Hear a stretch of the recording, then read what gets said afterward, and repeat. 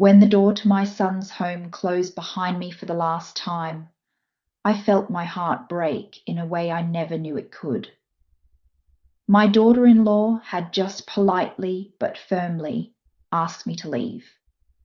I stood on the front porch with my small suitcase in hand, the evening air cool against the tears on my cheeks.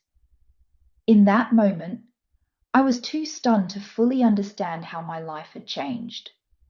All I knew was the ache in my chest and the heavy silence that followed as the door clicked shut.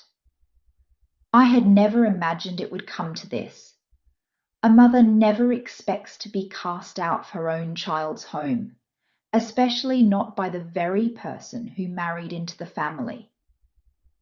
I remember staring at that closed door for a long moment, my mind racing back through the years of memories in that house.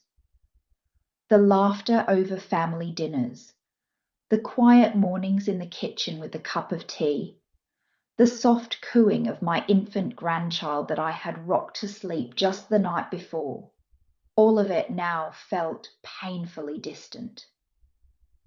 It was as if those warm memories were on the other side of that door, and I was left standing alone in the dark. A gentle evening breeze rustled the leaves of the oak tree in the yard.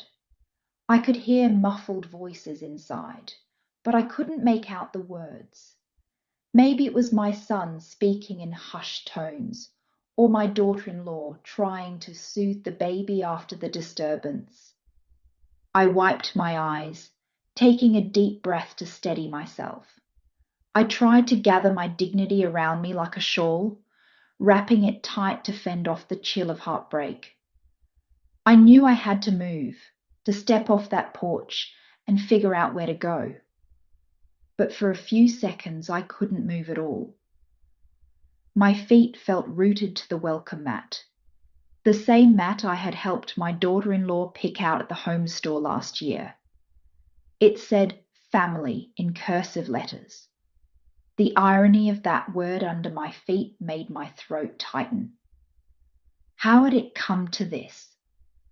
I asked myself that question as I finally forced my feet to carry me away from the door, one heavy step at a time. In the quiet of that evening, with only the sound of my suitcase wheels bumping over the wooden boards of the porch, I realized that the story of how I ended up here, alone, hurt, and confused, was not a sudden happening. It was a slow unraveling, a series of small heartaches that led to this one devastating moment. And as I walked down the path away from my son's house, I knew I would relive every step of that journey in my mind, searching for answers, trying to understand how my daughter-in-law could throw me out and move her own mother in to take my place. A few months before that heartbreaking evening, life in my son's house had felt warm and full of hope.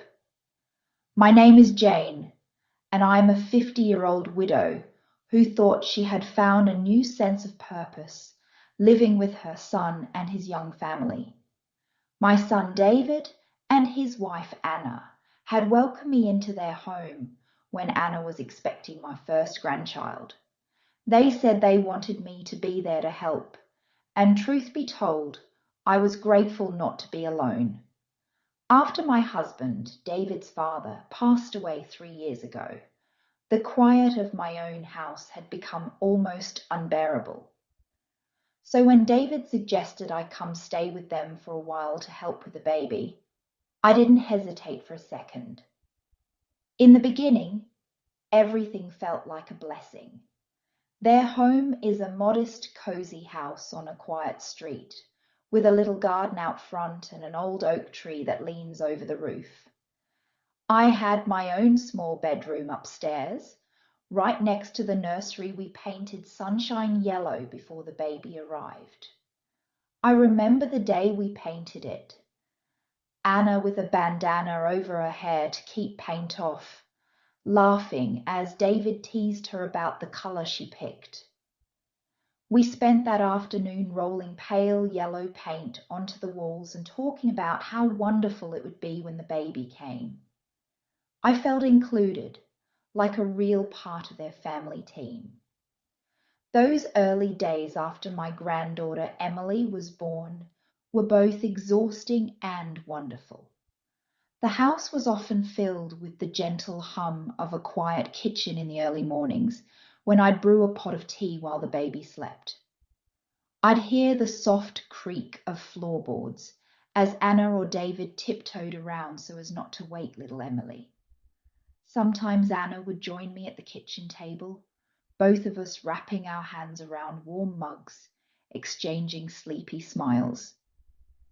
"Thank you for being here, Margaret," she told me once, her eyes tired but grateful. "I don't know how we'd manage without you."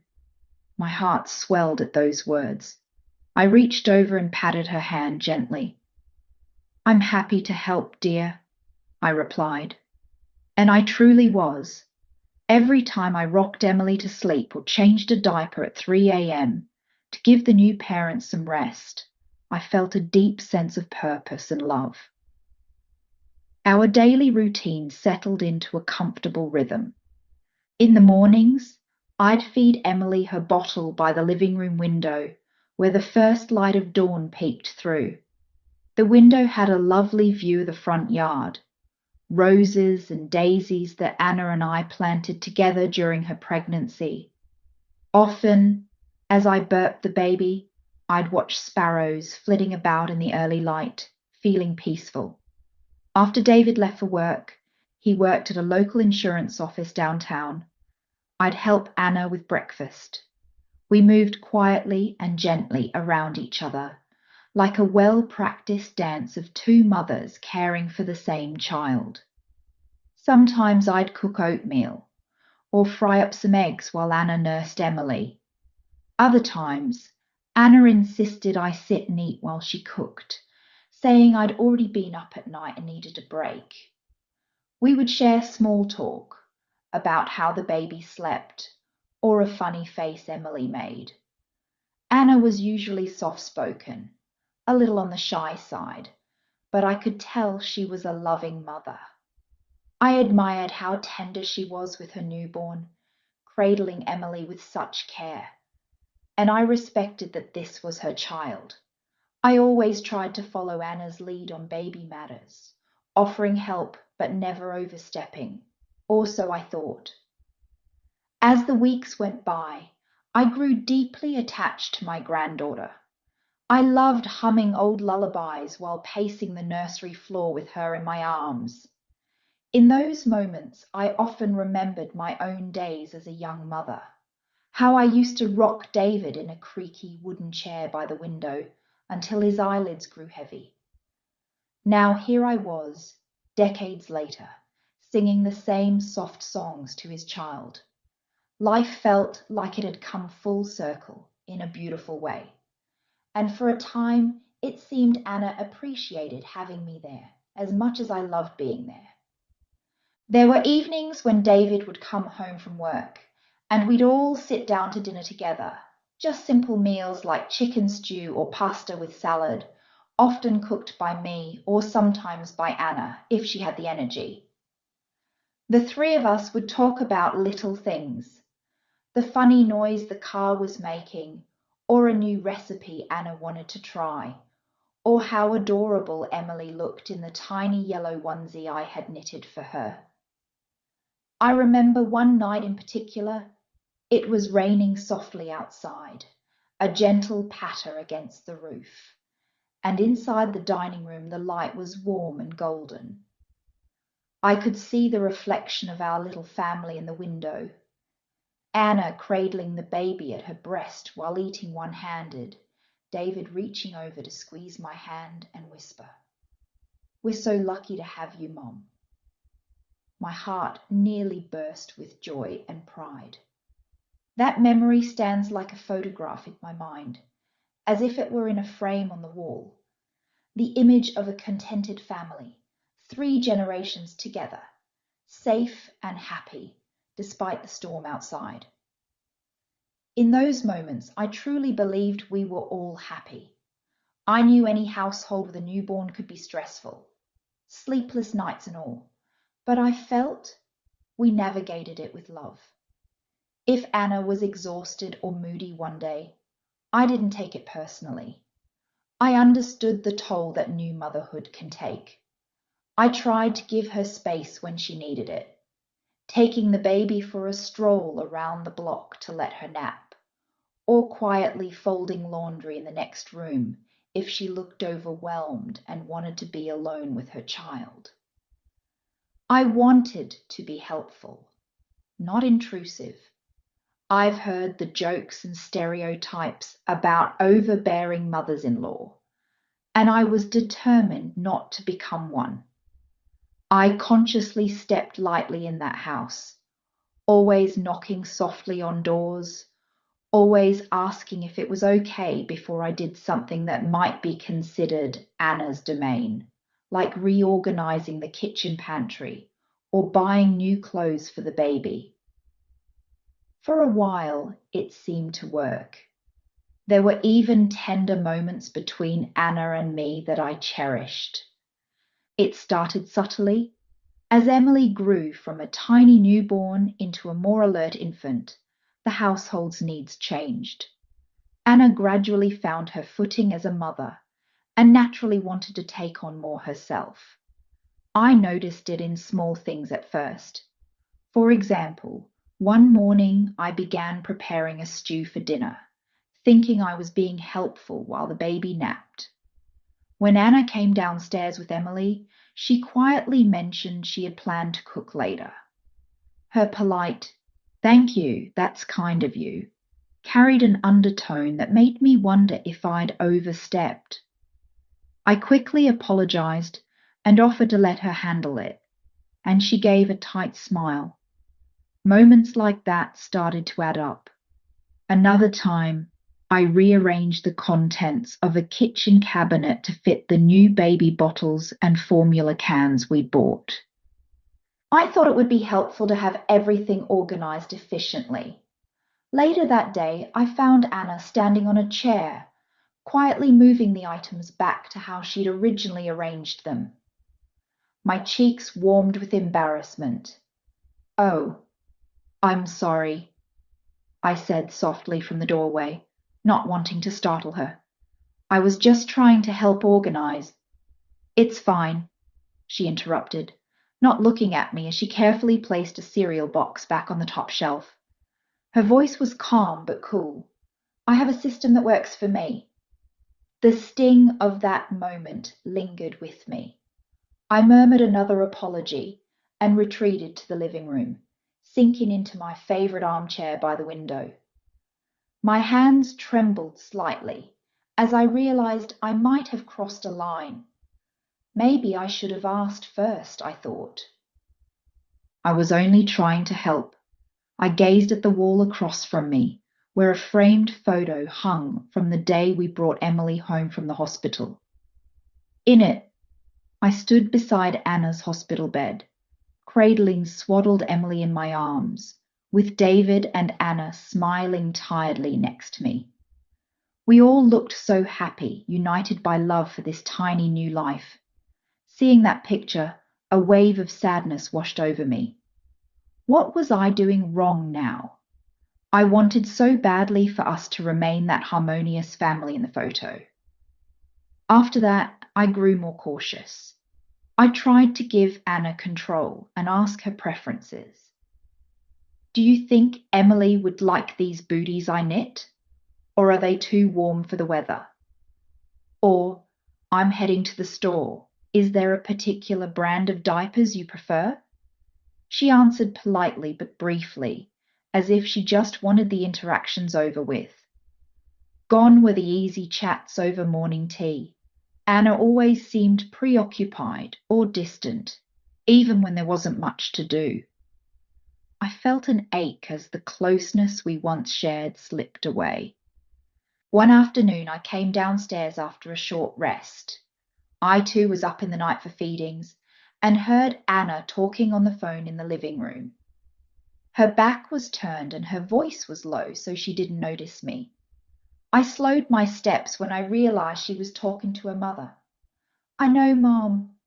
I know," Anna was saying, sounding strained. "I appreciate that, but it's hard having her here all the time." My heart sank as I instantly understood who her meant.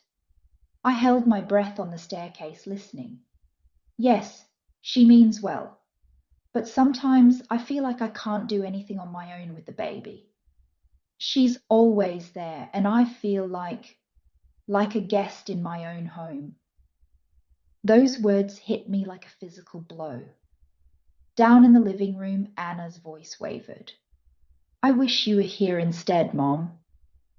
I just, I feel more comfortable with you. I know that sounds awful, but it's true." I couldn't bear to hear more. I backed up the stairs as silently as I could, heart pounding painfully. Once behind my closed door, I sat on the edge of my bed, shaking. My eyes were wet with tears that I hadn't even realized had started falling. I pressed a hand to my mouth to keep any sobs from escaping. I felt sick with guilt and sorrow. I had eavesdropped, yes, but what I'd heard made it clear how deeply uncomfortable Anna had become with my presence. In my room, I looked around at what had become my little sanctuary. The twin bed with its floral quilt. The dresser where I kept a few framed photographs I'd brought from my old house. In one, David was a boy of about 7, grinning proudly with a gap-toothed smile from a lost tooth. In another, my late husband and I stood arm in arm on our wedding day, so young and hopeful. And next to those was a new picture, me holding tiny Emily, taken just weeks ago. I looked so happy in that photograph, blissfully unaware of the storm brewing around me. Now, confronted with Anna's true feelings, I felt the walls of this cozy room closing in with a sadness I could hardly contain. That evening, I moved through the house like a ghost, trying not to disturb anyone. At dinner, I barely spoke, letting Anna and David discuss everyday things while I pushed food around my plate. "Everything okay, Mom?" he asked gently. I forced a smile and nodded, not trusting myself to say much. Anna kept her eyes down except for brief glances at me. She wasn't hostile. She even thanked me softly when I served her a portion of casserole. But I could sense the tension underlying her polite words. After dinner, I quickly escaped to my room under the pretense of being tired. David offered to clean up the kitchen, and I kissed his cheek, murmuring thanks before retreating. I didn't want to risk breaking down in front of them. Behind the closed door of my bedroom, in the dark, I allowed myself to cry softly into my pillow. I kept questioning myself. Have I overstayed my welcome? Have I been oblivious to their needs? The shame and hurt of it all pressed on my chest. Over the next week, I deliberately tried to give Anna and David more space. I started taking a walk each morning after David left for work, strolling aimlessly through the neighborhood so Anna could have the house to herself for a little while. I spent sunny afternoons tending the garden or reading quietly on the porch instead of hovering around inside. I wanted them to feel I wasn't always there, that I could disappear into the background. One warm afternoon, I was kneeling in the flower bed out front, pruning the rose bushes.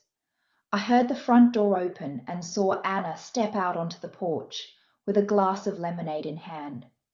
She approached me slowly. "I thought you might be thirsty," she said softly, extending the glass to me. I was surprised. It was the first gentle gesture she had made in days. I accepted the drink gratefully. "Thank you, dear," I replied, giving her a small smile. The lemonade was cold and sweet, a welcome treat under the sun. Anna hovered, instead of quickly retreating inside. I realized she might want to talk. Wiping a bead of sweat from my temple, I spoke first, my voice tentative. I hope I'm not neglecting anything inside. I just figured some gardening would do me good. I noticed you've been out here or out on walks a lot, she said quietly. There was no accusation, just an observation hanging in the air. I nodded, heart thumping a little. Yes, I thought maybe everyone could use a bit of breathing room, I said gently. I know I can hover too much. Sometimes I don't realize it.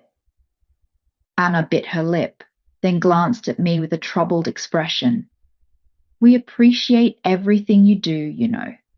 I hope you know that, she murmured. It's just, I'm trying to learn to manage on my own too, to be a mom on my terms. I set my pruning shears down on the grass and stood up slowly to face her. I understand, I said softly, and I'm so sorry if I made you feel like I was taking over. I never wanted you to feel like a guest in your own home. I used her own words, even though she hadn't known I heard them. I hoped it would bridge the gap between us. Her eyes widened slightly and then grew moist. She looked away, blinking back tears. I'm sorry. I've been so sensitive, she said in a trembling voice. You've been such a help, truly. But I miss my mom. I think I just need her around for a while. Hearing that, my heart squeezed painfully, yet I managed to nod in understanding. I know, sweetheart, I replied, choosing the endearment carefully. There's nothing like having your own mother with you when you're going through something as overwhelming as new motherhood. I briefly recalled my own younger days, how I had longed for my mother's presence after giving birth, even though she lived in another state. I want you to have whatever support you need. Anna wiped a tear that escaped down her cheek. To my surprise, she stepped forward and gave me a quick, hesitant hug. Thank you for understanding, she whispered. I hugged her gently, then let her go. Of course, I assured her, mustering a warm smile.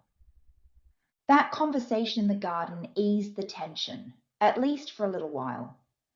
In the days that followed, things felt calmer at home. I continued to give Anna space, and she in turn was a bit more relaxed when we were together. One evening, we even had a cozy movie night, just the three of us curled up on the couch with a bowl of popcorn. I remember sitting there with my son and daughter-in-law, feeling hope stir in my chest that maybe the worst was behind us. Perhaps, I thought, we had finally found a balance, and everything would be all right. Unfortunately, that peace was short-lived. Despite our efforts, I could sense an undercurrent of restlessness in Anna that never fully went away. About 2 weeks later, small signs of distance reappeared. Anna would close the nursery door when putting Emily to sleep, where before she hadn't minded if I quietly peeked in. She started handling more of the nighttime feedings herself, politely declining my offers to help, even when she looked exhausted. I understood and respected her wish to be independent, but it also made me feel more and more like an outsider peering in through a window. Then came the late night when everything truly fell apart. I was heading down the hallway, having forgotten my reading glasses in the living room, when I heard low voices from behind the slightly ajar door of the master bedroom. I realized Anna and David were still awake, talking. I wouldn't have interrupted them for the world, but I caught my own name and froze. I talked to Mom, and she's willing to come, I heard Anna say, her voice subdued but clear. She could stay for a month or two, maybe longer. There was a quiet murmur from my son that I couldn't make out. Then Anna continued, her tone pleading. I just really want her here, David.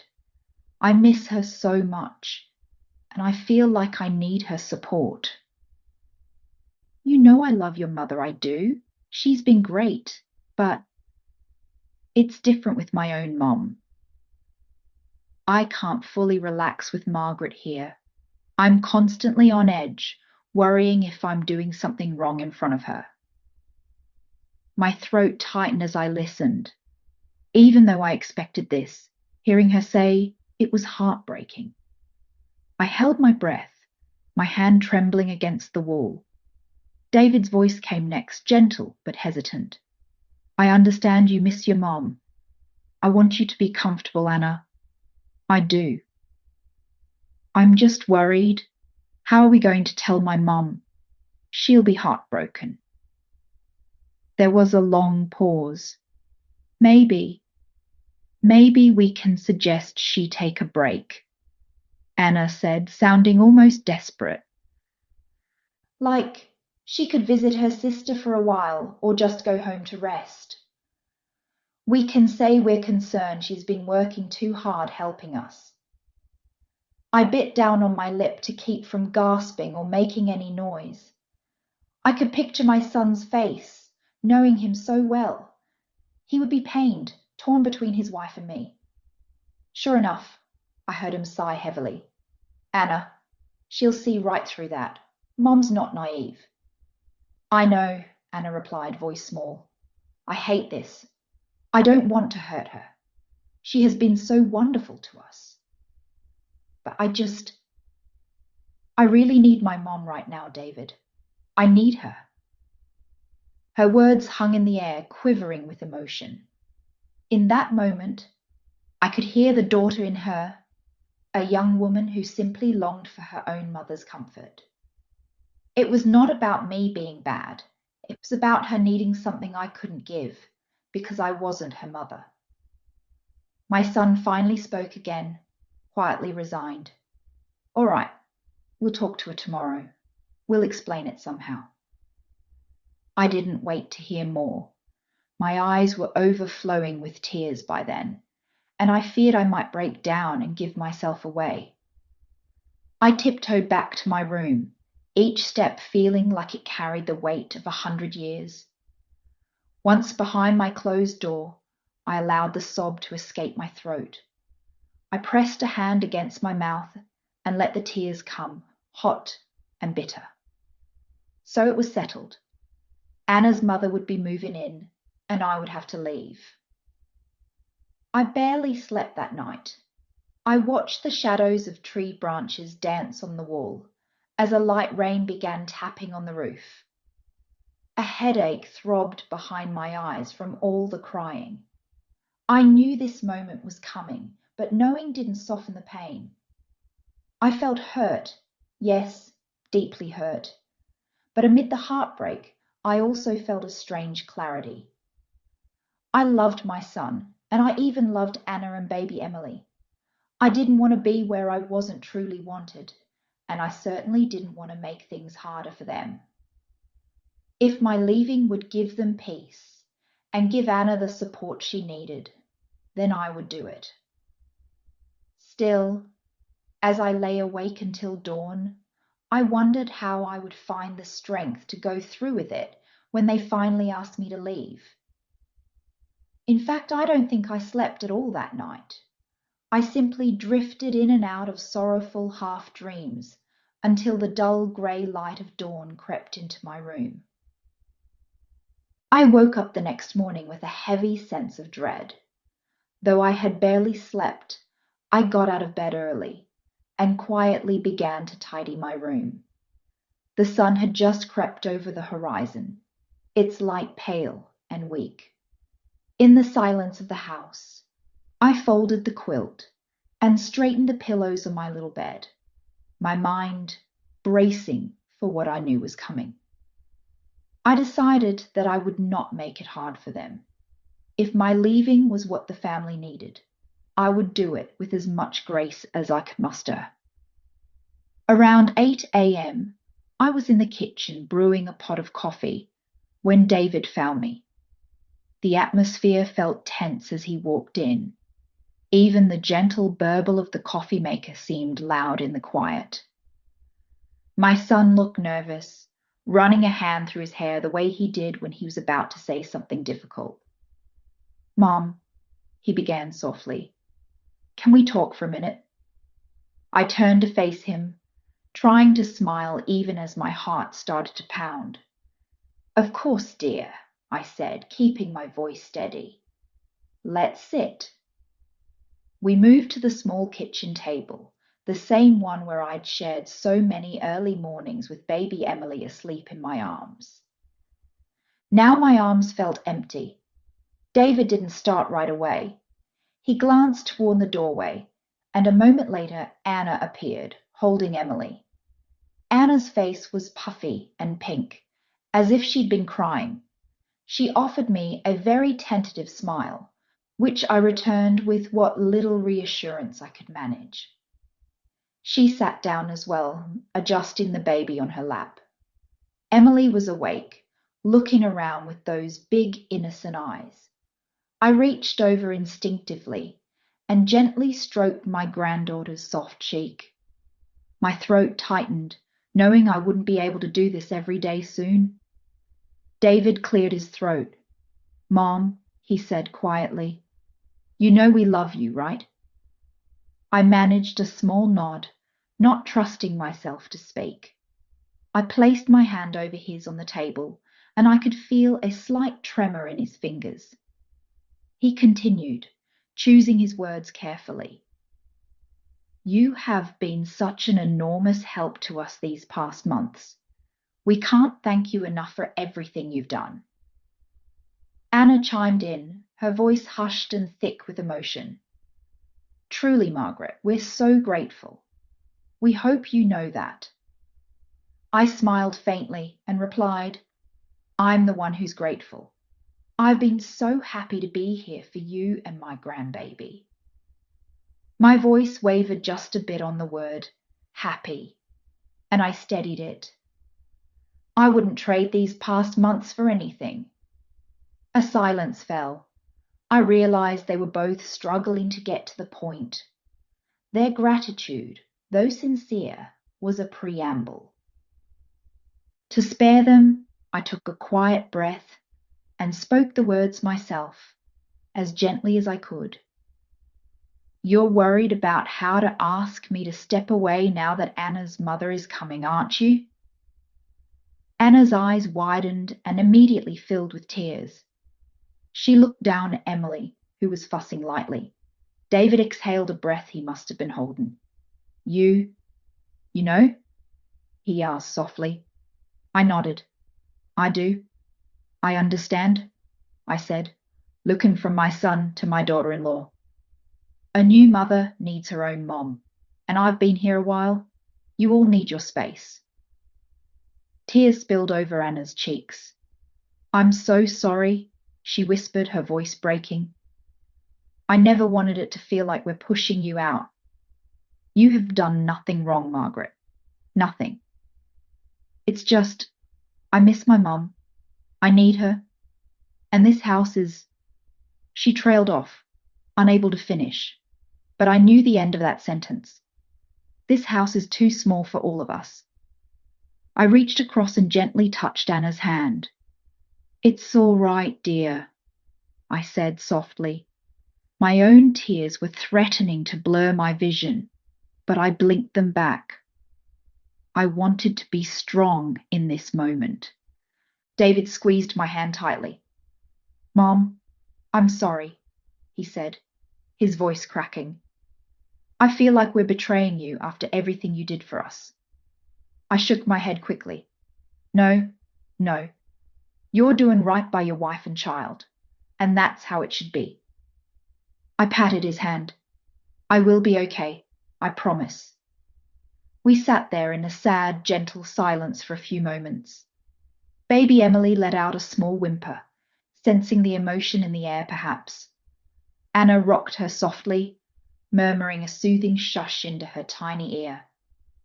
How about I plan to leave this weekend? I suggested after a moment, trying to sound practical and calm. That will give me time to pack and arrange things. You don't have to rush, David said quickly, a flash of concern in his eyes.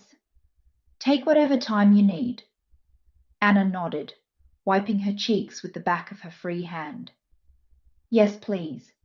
There's no hurry, she offered, though I suspected she would want her mother there as soon as possible. I gave a little nod. Thank you, but I think it's best I go before your mother arrives, dear, I said gently to Anna. It will be easier for everyone. Anna swallowed hard and managed to whisper, She's coming on Monday.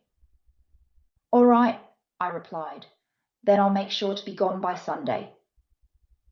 Saying those words made it all feel painfully real. Gone by Sunday.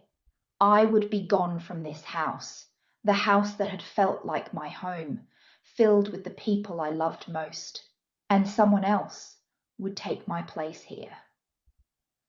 We discussed a few practical matters in low voices. David insisted on driving me back to my house, which was about an hour away in the small town where I'd lived with my husband. I realized I'd have to dust off that old place. I hadn't spent much time there since moving in with my son.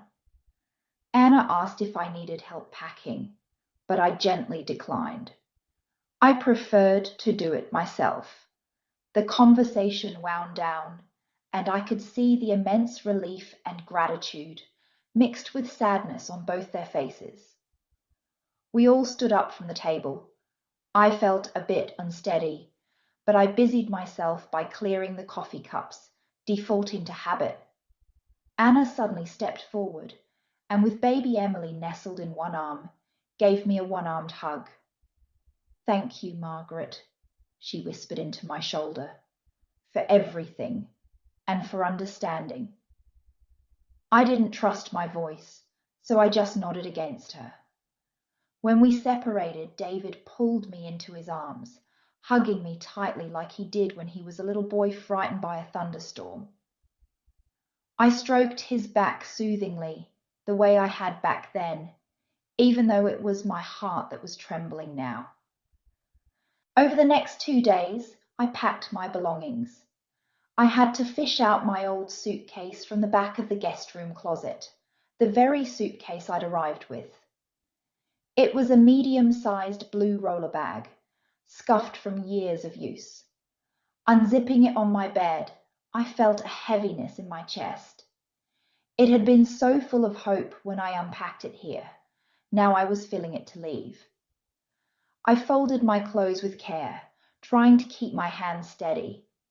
Each item I placed in the suitcase seemed to carry a memory. The cozy sweater I wore during those chilly midnight feedings, when I'd shuffle into the nursery to relieve a tired Anna. The apron I used each Sunday when I baked banana bread, which David loved to have with his coffee. The framed photograph from the living room, the one of the day we brought Emily home. I gently took it off its hook and wrapped it in a towel to pack, not wanting to leave it behind. Looking at that picture one last time before it got tucked away, I ran my fingertip over Emily's tiny face in the image and felt tears prick my eyes again. By Sunday morning, I had nearly everything ready. I insisted on cooking one last meal for them, a hearty chicken soup, easy to reheat later, thinking it might help a little after I was gone. It was my quiet way of saying I cared. Cooking kept my mind from collapsing under the weight of emotion, at least for a little while. The few final hours in the house passed too quickly. Before I knew it, the sun was dipping low on the horizon, casting long golden stripes of light across the hallway. David carried my suitcase downstairs for me and left it by the front door next to my coat and purse. I had one last thing to do: say goodbye to my granddaughter. Anna was in the nursery, changing Emily's diaper, when I knocked softly on the door frame. "May I come in?" I asked quietly. "Of course," Anna said, giving me a sad smile. She knew this was goodbye for now.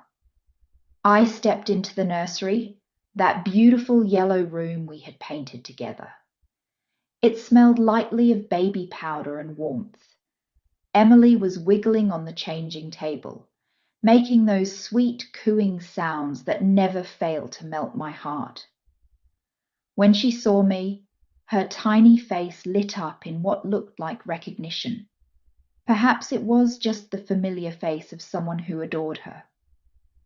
"Hi, my little love," I whispered, my voice hitching. I gently lifted her into my arms, cradling her close. She felt so warm and small against me. I kissed her soft forehead, breathing in that sweet baby scent and trying to memorize it.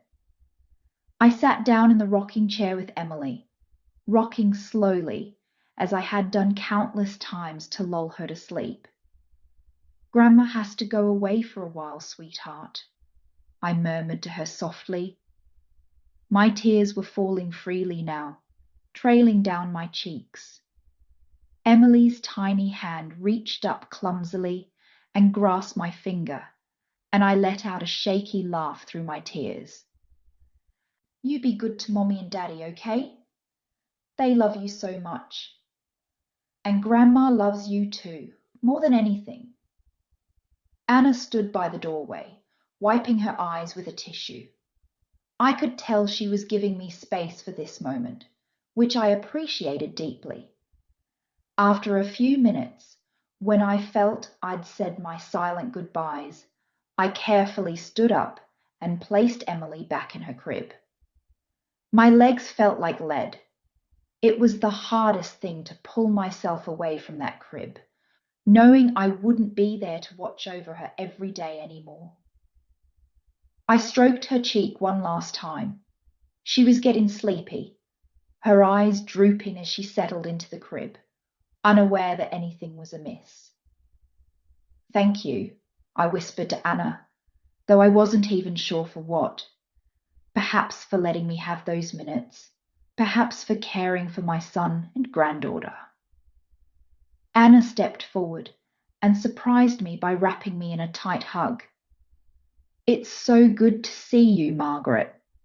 I hugged her back, our embrace careful because of the little one between us. "We will visit soon, I promise," she said into my shoulder. "And you can come visit us any time. It isn't goodbye forever." I nodded against her shoulder, eyes closed, trying to hold back a sob. "I know," I managed to say. We both knew it would be different, but her saying it made me grateful. Downstairs, David was waiting by the front door, car keys in hand. He had already loaded my suitcase into the car. I put on my coat slowly, looking around the living room, the kitchen, trying to capture a mental picture of this home, my family's home, with all its familiar scents and sights. This had been my world for months. Giving it up felt like tearing out a piece of my heart. I noticed the little wooden plaque hanging in the entryway, something I hadn't paid much attention to in a long time. It read, "Bless our home," in cheerful script. My late husband and I had given that to David and Anna as a housewarming gift. I silently prayed in my heart, "Please bless this home and the people in it," as a way of letting go. It was time. I pulled myself away and opened the front door. The evening air was cool and still. David stepped out first, carrying my handbag. I turned back for one last glance inside. The lamps cast a warm glow on the furniture. I could just see the edge of the family photo gallery on the wall, pictures of their wedding, of baby Emily's first days, and among them one of me and my husband from long ago that they had included. For a moment, I felt utterly reluctant to leave, but I knew I had to. I gently pulled the door closed behind me. The soft click of it shutting sounded so final it made my breath catch. I stood on the porch, the same spot where months ago I had arrived hopeful and excited. Now I was leaving, trying to stand tall despite the hollow feeling inside. The sky was painted in deep oranges and purples of sunset. A few stars were starting to peek out, timid in the twilight. David put an arm around my shoulders as he guided me to the car. I leaned into him, drawing strength from my son's solid presence for just a few more precious moments. He opened the passenger door for me and helped me in, as if I were delicate. Before he shut the door, he crouched down to meet my eyes. "Mum," he said, voice hoarse, "we love you. We're going to visit soon, okay? And call me as soon as you get home, so I know you arrive safely." I managed a smile through the tears that wouldn't stop flowing now. "I will," I promised. I reached out and cupped his cheek, like I did when he was a little boy. "Take care of your girls, and take care of yourself too." He nodded and pressed his hand over mine on his cheek for a moment, then gently placed my hand back in my lap. "Always," he whispered. With that, he closed the car door carefully. As he walked around to the driver's side, I glanced back at the house.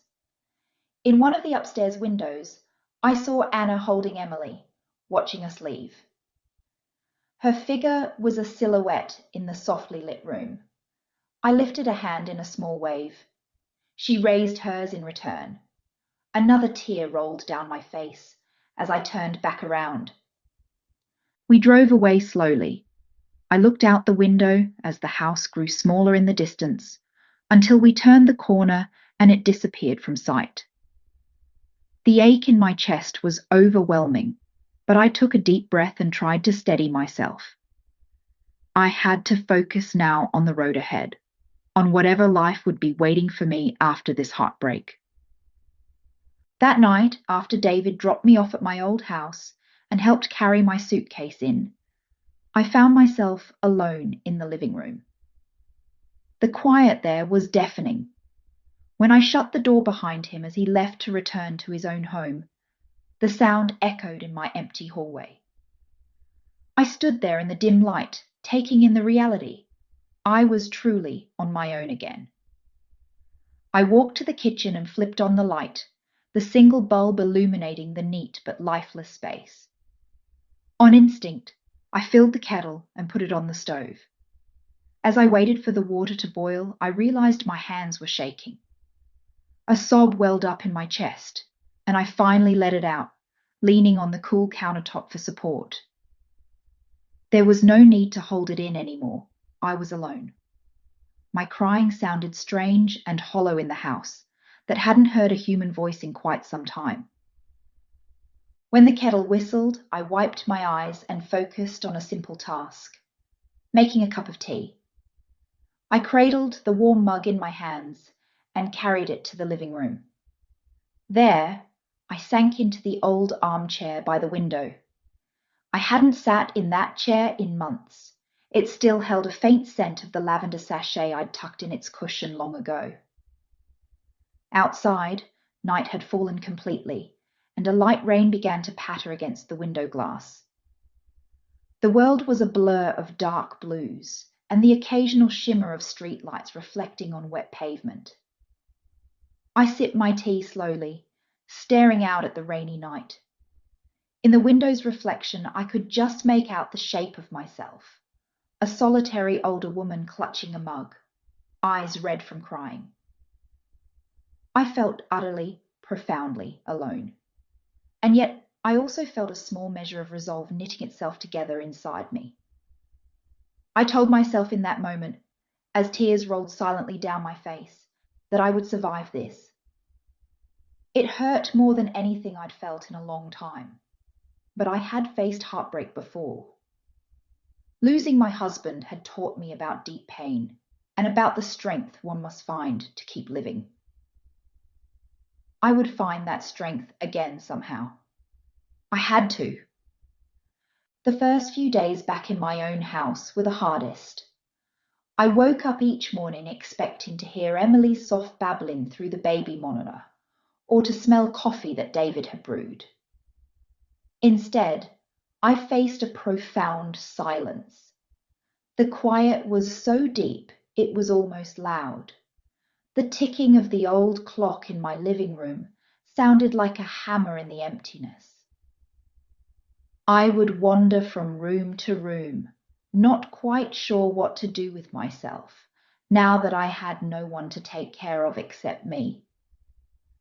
On that first morning alone, I found myself standing by the window, looking out at my small front yard. The grass was a little overgrown and my flower beds were in need of tending. I hadn't been home to care for them in months. A light drizzle from the night still clung to the leaves, and the whole world outside looked grey and damp. I wrapped my arms around myself and just stood there for a long time, gazing out. In the reflection of the glass, I saw a tired, sad woman looking back at me. Hair mussed, eyes swollen from crying. It took me a moment to realize that it was me. I understood I had a choice. I could either let the loneliness consume me or try to gently reclaim my life. So that morning, I decided to start with something small. I changed out my rumpled pajamas, put on a warm sweater, and went outside to my garden. The soil was damp and the air smelled of rain. Kneeling down, I began pulling weeds that had sprung up among my rose bushes.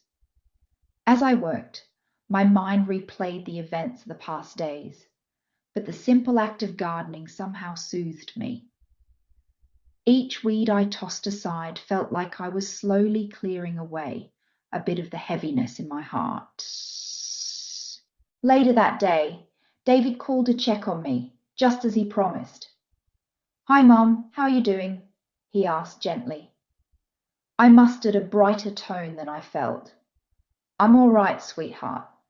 I did a bit of gardening this morning. The roses were looking thirsty," I said. "That's good," he replied softly.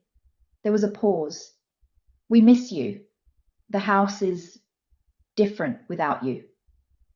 His words opened a well of emotion in me, but I kept my voice steady. "I miss you all too. How's everything there? How are the girls?" I asked. He exhaled a little. "Emily's doing fine. She's been a bit fussy, maybe wondering where her grandma went." I could hear the gentle tease in his voice, trying to lift my spirits. "And Anna, she's doing better. Having her mom here helped. She wants you to know how grateful she is, and she hopes you're not upset." My heart ached at that. "Oh, please let her know I'm not upset," I said quickly. "I just want her to take care of herself. And that beautiful baby. That's all that matters to me." He seemed relieved. "Okay, we'll tell her. And we'll come visit as soon as we can, I promise." I smiled into the phone even though he couldn't see it. "I know you will. But no rush. Focus on each other right now, okay?" After we hung up, I sat for a while in the quiet living room, letting the conversation sink in. That call helped more than I expected. They missed me, and I hadn't lost their love. It gave me strength to keep moving forward. So I settled into a new routine, slowly but surely. Each day I tried to do something that gave me a sense of purpose. I cleaned my little house from top to bottom, clearing the dust of months. I sorted through boxes in the attic, smiling and crying by turns at old photos and keepsakes. I pulled out my knitting needles again and began making a soft baby blanket, picturing Emily bundled in it on a chilly day. With each stitch, I whispered a little prayer for her and her parents. The evenings were the hardest, when the sun would set and the house would grow silent. To ease the loneliness, I started a small ritual. I'd brew a cup of chamomile tea, wrap myself in a shawl, and sit out on the porch or by the window. I watched the lights flicker on in my neighbours' homes and listened to distant sounds of life, a dog barking, someone laughing on a phone nearby, the faint hum of a car passing. Those gentle routines and observations kept me tethered to the world, reminding me that I wasn't truly alone. About a week after I returned home, I received an envelope in the mail from Anna. Inside was a stack of photographs and a short note. Thought you'd like these. We miss you. Love, Anna. My hands trembled as I spread out the photos on my kitchen table. There was Emily, her tiny face lighting up in a smile I hadn't seen before. Another photo showed Anna's mother cradling Emily, both of them looking content. And in one, my son and his wife stood together with the baby between them, all three smiling. I cried quietly as I looked at each image, but the tears were more sweet than bitter. They looked happy. They looked okay. Seeing Anna's easy smile and David's proud, gentle expression lifted a burden from my heart. I carefully put the family photo in a frame and set it on my mantel so I could see their faces every day. True to their word, a couple of weeks later, my son and daughter-in-law arranged to visit me. Anna's mother had returned to her own home by then, and they wanted to bring Emily for a visit to Grandma's house. I was both eager and anxious as I prepared. I baked David's favourite cookies, put fresh flowers on the table, and even fussed over which toys to set out for the baby. When their car pulled up in front of my house, I felt my heart leap. I hurried out to the porch. David was just stepping out of the driver's side, and Anna was lifting Emily from the car seat. I practically jogged down the path to meet them. Anna was the first to reach me. Instead of any awkwardness, she greeted me with a warm, strong hug, careful not to squish the baby between us. "It's so good to see you, Margaret," she said, sounding genuine and cheerful. It was like a weight melting off me. I hugged her back, tears of joy pricking my eyes. "It's so good to see you too, dear." I then cupped my granddaughter's little head, brushing a kiss there. "And you, my sweet girl. Grandma missed you so much." Emily stared at me for a moment, and then gave a little babbling laugh, as if she recognized me. We all laughed at that. It felt like music in the air. David came and wrapped an arm around both Anna and me in a big family squeeze. "Hi, Mom," he said softly. "You look good." "I'm doing okay," I replied, smiling up at him. "Especially now that I have you all here." We spent a wonderful afternoon together. I gave them a little tour of the house for Anna's sake, showing her a few of David's old childhood mementos that still lingered in corners. Mostly we sat in the living room, eating cookies and drinking tea, while Emily played on a soft blanket on the floor. She had begun to roll and scoot around, and we all laughed when she managed to go backwards instead of forwards, looking mighty confused about it. At one point, when Anna stepped out to take a quick phone call from her mom, David and I sat together watching Emily gumming a teething ring on the floor. The late afternoon sun cast a gentle glow through the window. David reached over and took my hand. "I'm so glad you're doing better," he said quietly.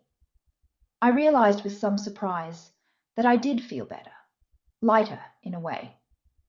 I smiled at him and nodded. I am. Don't worry about me, sweetheart.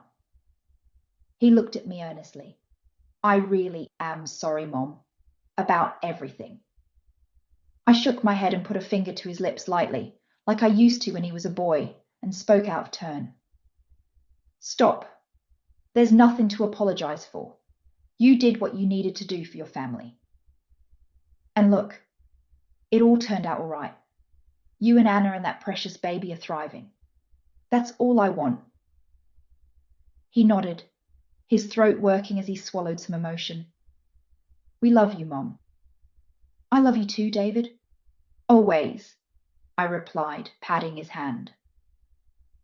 In that moment, any remaining cracks in my heart seemed to fill with gold, mending stronger than before. When it was time for them to leave, we said our goodbyes with hugs that were tight but not desperate, kisses blown toward Emily, and plans made for me to visit them soon. This parting was filled with hope. I stood on my porch and waved as they drove off, a smile on my face. I realized I wasn't afraid of being left alone this time, because I knew I wasn't really alone. We were still a family, just living in different houses. That evening, as the house grew quiet again, I didn't feel the same emptiness as before. Instead, I felt a gentle peace. Buoyed by the warmth of their visit, I even reached for the telephone to call an old friend I hadn't spoken to in ages. We talked and laughed for nearly an hour, and it amazed me how good it felt to let a bit of light-hearted conversation into my home. I realized there were people who cared about me beyond just my family, and reconnecting with them gave me comfort. Later that night, I found myself drawn to pen and paper. At my small writing desk, by the soft glow of a lamp, I began to write a letter that I hoped to give Emily one day when she was much older. Dear Emily, I wrote, and the words flowed straight from my heart. I told her how much joy she had brought into my life from the moment I first held her. I described the days and nights I spent in their home, how I would watch her sleep and feel like my heart could burst, how I cherished every grin and every cuddle we shared. I wrote about her parents, about how proud I was of my son for being a loving father, and of her mother for her strength and grace during those challenging early months. I admitted that leaving their home was one of the hardest things I'd ever done, but that I believed it was the right thing. Sometimes, little one, I wrote, people need space and time, even from those they deeply love, in order to grow and find their way. I wanted her to know that her grandma didn't leave because I wanted to. I left because I loved them all so much, that I wanted what was best for them. Never doubt that I love you every single day, I continued. Even if I'm not right by your side, I am with you in every prayer and every thought. By the time I signed, love always, Grandma, my hand was trembling and blotches of tears had dried on the paper. I carefully folded the letter and slipped it into an envelope. I didn't know if I would ever actually give it to her. Perhaps many years from now, if the time felt right. But writing it brought me a sense of peace. It was as if I had distilled all the complicated emotions and lessons learned into something tangible, something true and loving that I could hold on to. In the days that followed, I noticed that the heaviness in my heart had eased. The ache was still there, but it was no longer overwhelming. I was truly beginning to heal, and so was my family. We had found our way through the hurt, and now we were finding a new balance, built on mutual understanding and the same love that had always bound us together.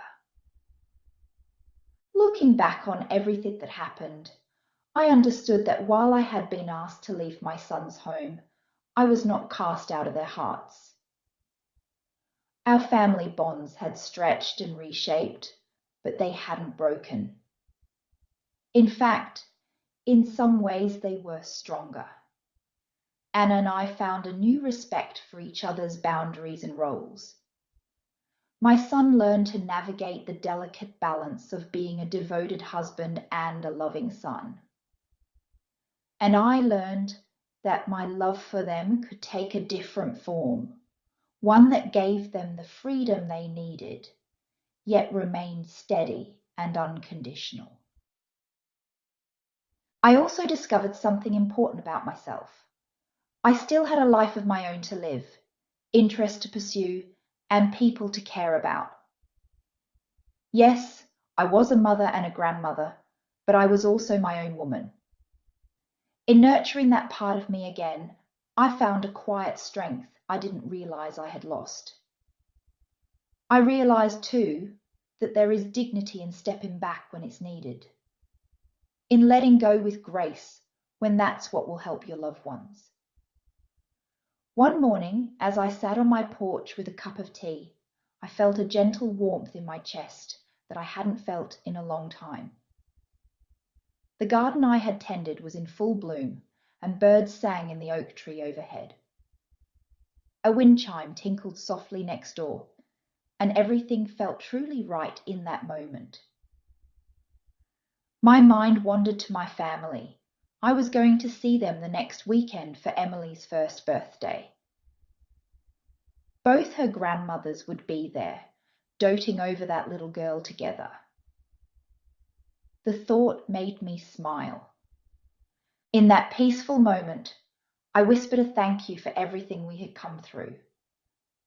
As I sat there, I imagined that David's father, my late husband, was smiling down on us, proud of how we found our way back to peace. The journey had been difficult, but it taught me so much about love. I learned that love isn't about holding on tightly. Sometimes it's about letting go gracefully and trusting. It's about forgiveness and understanding, about giving people the space to grow, while still keeping them close in your heart. I hoped that one day Emily would understand these things too.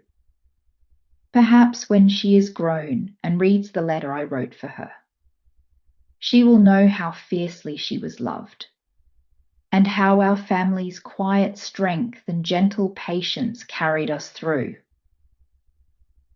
A soft breeze danced through the garden, carrying the sweet scent of new blossoms. I closed my eyes and let the sunlight wash over my face, savoring a contentment I never thought I'd feel again after so much heartache. We had weathered the storm as a family, and now the sky above us was clear. No matter what came next, I knew we would face it together with quiet hope and steady love.